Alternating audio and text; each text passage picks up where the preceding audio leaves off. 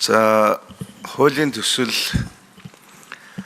ер нь бол эрг тал нь зөндөө байна. Ялангуяа хүний эрхийг хамгаалсан, за хүүхдийн эрхийг нэгдүгээр тавьсан, гэр бүлийн хариуцлагыг дээшлүүлсэн гэсэн олон зүйл залтууд байна. Энэ дээр бол одоо дэмжиж байгаа байр суурьтай байна. Гэхдээ нөгөө талд бас нөгөө засгийн газраас орж ирж байгаа зүйл учраас нөгөө хэлсэн ярьсан зөрөөд байна. Засгийн газрын саяхан бид нар одоо 5 жилийн хөтөлбөр баталсан. За тэгээд аль болохоор л иргэдэд төвөг учруулахгүй.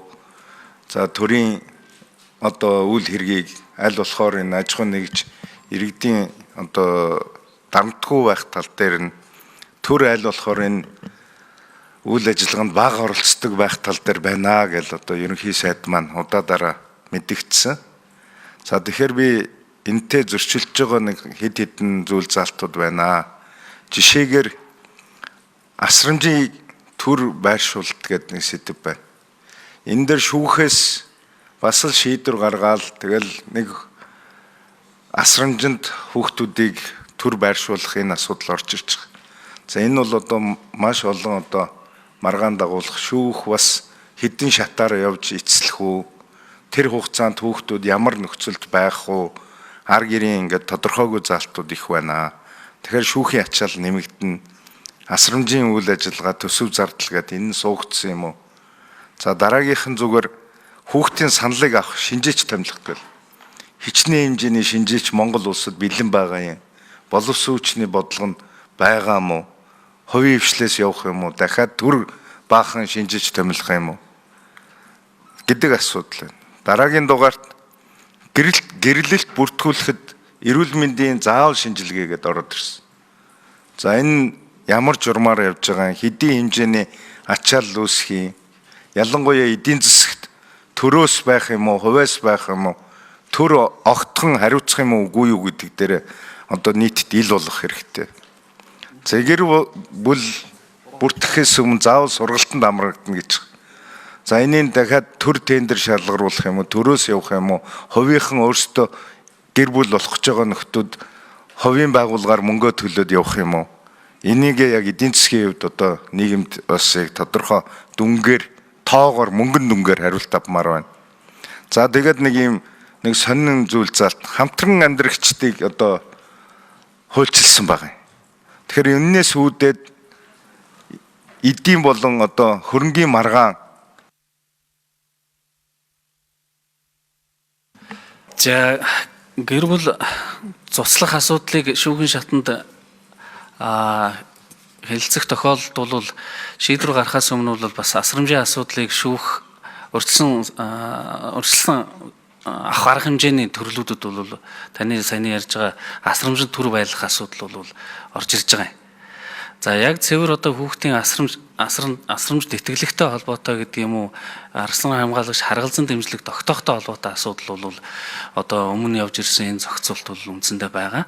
За гэхдээ одоо энэний эренбийг нь бол оруулж өгч байгаа юм. Тухайлбал одоо хүүхдийг шууд асрамжийн газарт одоо шүүгч одоо шилжүүлэх ийм шийдвэр гаргадаг бол одоо хүүхд гэр бүлийн орчинд өсөх гэдэг энэ агуулгыг хамгаалах үүднээсээ бол мэдээж төрөл садангийн үнд нь эхний ээлжинд одоо асран тэтгэлгийг нь тогтоох, хоёрдугаар шатанд бол асралт гэр бүл буюу олон улсад одоо хэрэгэлдэг foster family гэдэг энэ одоо гэр бүлийн орчинд өсөхийн боломжийг бол шүүгч эренбийн хувьд бол авна гэсэн энэ агуулгаар бол асрамж харгалзан дэмжлэгийн асуудал бол зарчим нь бол ингэж орж ирж байгаа. За гэр бүлийн нөхцөл байдлын шинжээчийн асуудал бол энэ гэр бүлийн хэрэг хүүхдийн хэрэг шүүхэд дагнсан юм шүүх байгуулсантай холбоотойгоор хэрэг энэ шийдвэрлэх энэ процессын үйл дээр бол энэ маань орж ирж байгаа. Нөхцөл байдлын шинжээч маань бол гэр бүл цуцлахтай холбоотой асуудал дээр гэр бүлийн одоо нөхцөл байдлыг судлаад энэ шинжээч маань бол шүүхийн бүтцэд ажиллахаар ингэж оруулж ирж байгаа. За ингэснээрээ бол энэ гэр бүл цуцлах асуудлыг хүүхдийн эрх ашигыг тэргүүн зэрэгт одоо хамгаална гэдэг энэ зарчим хүрээнд шийдвэрлэх боломжийг нь шүүгчд одоо тайлан гаргаж өгөх замаар бол шүүгчийн шийдвэрээ үндэслэлтэй бодтой хүүхдийн эрх ашигт нийцсэн байдлаар гаргахад нь туслах энэ одоо олон улсын жишгийн дагуу энэ гэр бүлийн нөхцөл байдлын шинжээчийн зохицуулт бол орж ирж байгаа. За хүний нөөцийн асуудлуудыг бол шүүхийн ерөнхий зөвлөл болон гэр бүл хөдөлмөрийн асуудал эрхэлсэн яамдан зүгээс бол энэ хүний нөөцийн сургалт нийгмийн ажилтнуудын одоо энэ сургалтаараа дамжуулаад бэлтгэнэ гэдэг ийм зохион байгуулалтын бэлтгэл ажлыг бол хангахаар төлөвлөж байгаа. За хэд хэдэн эрүүл мэндийн шинжилгээний асуудлууд байж байгаа. Саяны дурддаг одоо ДНХ-гийн шинжилгээ болон сэтгцийн одоо эрүүл байх энэ шинжилгээнүүдээ бол иргэд маань бол өөрсдөө зардлаа гаргаж энийгээ хийх юм аа. За ялангуяа тэр удам дамжлах сэтгцийн эрүүл мэндтэй холбоотой гэдэг юм уу халдвар төвчтэй доохын энтер гэдэг энэ шинжилгээнүүдээ бол одоо хүртэл зохицуултаараа хийгээд явдаг. Иргэд ч энийг одоо шинжилгээгээ бол хариуцсан явдаг. За шинээр бол тэр ДНХ-гийн буюу садан төрлийн одоо холбоотой байгаа эсгээ бол хөсвөл бол одоо өөрсдөө хийх ийм зохицуултыг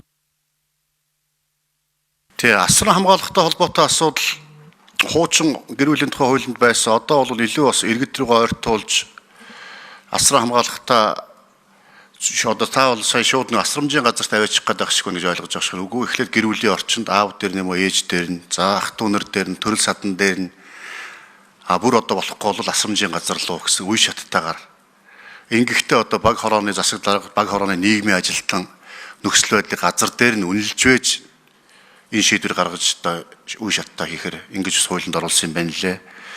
Хамтран амьдагчтай холбоотой асуудал одоо гэр бүлийн тухай хуулинд байхгүй. Яахааргүй амьдрал баян амьдрал дээр одоо хамтарч амьдрах одоо билээ одоо нас гарцсан хижээл болсон хойноо аргагүй амьдралын ирэхээр одоо гаяг цагаа хувааж явах тэр үедээ одоо гэрлээд байх шаардлагагүй. Гэтэл түүнээсээ болоод хамтарч амьдарч байгаад асуудал үүсвэл бас энэ харилцааг хэрхээ зохицуулт байхгүй. Иймэрхүү бас амьдрал дээрээс л за юу тодруулъя бүрдөө гişo. Хоёр тодруулна тий. Тэгэхээр би нэг эхний ээлжинд эдийн засгийн хувьд ямар ачаал төсвүүдээр ирж байгаа юм бэ? Иргэдээр жилийн дундаж одоо дүнгээрээ одоо нийт одоо эзлэхүүн тий та нарын төсөөлж байгаагаар хичнээн хэмжээний одоо тэр жилд хитэн хүн гэрэлтгийн түүнээс улбаалаад тий заавал шинжилгээ өгөх асуудал хуульчилчгаар заавалжгүй иргэдээр өөрсдөө төлөх юм байна л да. Тэгтэл эн чинь бизнес байхгүй. За тэгээд сургалт явах нь байна бас бизнес. За тэгээ одоо бол нэг юм байгаа шүү дээ. Одоо халамжийн чиглэлээр үйл ажиллагаа явуулдаг яам маань гэхэд ч одоо халамжийн сургалт эрхэлдэг тусдаа юм бизнесийн бүр кластер үүсчихэд байгаа шүү дээ. Энийг яг тоон байдлаар над хэлээд гэж тэгээд тодруулъя. За энэ шинжилгээ хийхтэй холбоотой зардлын асуудал энэ төр дээр бол одоо байгаагаар бол жишээ нь эцэг тогтоох шинжилгээ гэдэг юм ДНХ-гийн шинжилгээ бол иргэн бол улсын тэмдэгтэй хураамжийнхаа дагуу тэмдэгтэй хураамж төлж одоо 180 мянган төгрөгөөр бол жишээ нь хийлгээд ингээ явж байгаа. За таны саяны дурж байгаа шинээр орж ирж байгаа тэр гэр бүлийн сургалт энтертэй холбоотой төлбөртэй байх уу эсвэл одоо ямар хэмжээний зардал үүсэх үү гэдэг энэ асуудал дээр бол гэр бүл хөдөлмөр нийгэм хамгааллын асуудал эрхэлсэн сайд маань бол энэ журмаа батлахаар ингэж зохицуулж өгч байгаа. За гэр бүлийн яам энтертэй бидний ажлын хэсгийн хүрээндээ ярьж байгаагаар бол энийг бол аль болох эргэдэж хэрэгдлэлгүй хэлбэрээр зохион байгуулах тал дээр бол ярьж байгаа. Тухайлбал одоо юу гэдэг энэ гэр бүлийн боловсрол олгохтой холбоотой сургалтыг захин модуль хэлбэртэй сургалтын хөтөлбөр боловсруулад энийг захимаар оролцоод тодорхой хэмжээний мэдээллийг нь одоо авсан гэсэн үндсэн дээр ард нь одоо тийм олсон мэдлэгээ бат. Сая энэ бүрдөө гişүний асууж байгаа нэг юм айгу тодорхой юм асуучлаа шүү дээ. Айгу чухал юм асууж байгаа. Төсөв дээр ямар дарамт ирэх вэ? Тийм тооцоолол та нар хийсэн үү? Одоо энэ шинэ хууль тогтоомжийн тухай хуулийн нэмэлт өөрчлөлтийн шинэ агуулга чинь альва хууль оруулж ирэхдээ төсөв дээр бүр яг маш тодорхой зааж авах ёстой гэж хэлчихэд байгаа шүү дээ. Дөрөвдүгээр микрофон.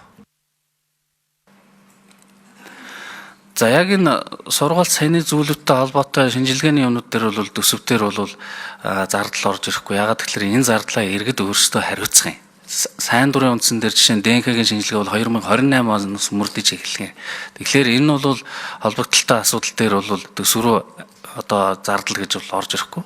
Харин төс рүү ямар асуудлууд орж ирэх үү гэхлээр энэ дагнсан шүүх байгуулагдсантай холбоотойгоор энэ шүүхийн бүтцэд одоо нөхцөл байдлын шинжээж ажиллахтай холбоотойгоор шүүхийн орон тоон дээр энэ орон тооны одоо цалин хөлс урсгал зардлын асуудлууд бол орж ирнэ. За, хуралдааны тэмдэглэлд тусгуулж байгаад нэг юм асуулт асуумаар байна. Ялангуяа манай энэ ажлын хэсэг маань оруулж ирж байгаа төсөл дээрээ эдийн засгийн тооцооны хувьд жоохон сул ажилласан юм уу да. Ялангуяа эргээд нэг харах бас сабжектууд байна одоо. Ялангуяа миний харж байгаагаар энэ шүүхийн ачаал хэдэр нэмэгдэж байгаа. Шүүх тэлж байгаа. За дээрэс нь иргэдээр яг үе шатны хувьд төрийн хүнд суртал нэмэгдэнэ. За дээрэс нь манай Монгол улсын онцлог байна. Маш том газар нутаг дээр тархаа бутархаа амьдарч байгаа. Хөдөө суманд энэ бол аягүй чирэгдэл үүсгэнэ. Хаана яаж шийдэх? Аль одоо тэр ингээд нэг шүүхээр нэг шийдвэр гардаг. За тэнгуут нэг хөөхтийг асрамжийн газар байлган, за эцэг ихтер нь байрлан яг юма тодорхой болгож орж ирэхгүй бол эргэлзээтэй маргаантай нөхцөл байдал байна шүү. За хууль тогтоомжийн хуулийнхаа дагуу бол хуулийн төслийн үр нөлөө болон зардлын тооцоо өдрийг бол гаргасан. Тэгээд энэ зардлын тооцоо энэ маань бол хуулийн төслийн бүрдүүлбэрт бол явж байгаа. Саяны дурдсанаар бол тэр шинжилгээ энтертэй сургалттай холбоотой зөвлөлүүдэд дээр бол улсын төсөвт бол ачаал үүсэхгүй гагцгүй. Одоо бүтэц орон тоо нэмэгдэж байгаа дагнсан шүүхтэй бий болж байгаатай холбоотойгоор энэ зардлын асуудлууд бол төсөвтөр нэмэгдэнэ гэдгийг л хэлж байгаа. Тэгээд энэ наривчсан тоог бол танд тусгаалan зардлын тооцооноос салгаж гаргаж өгье.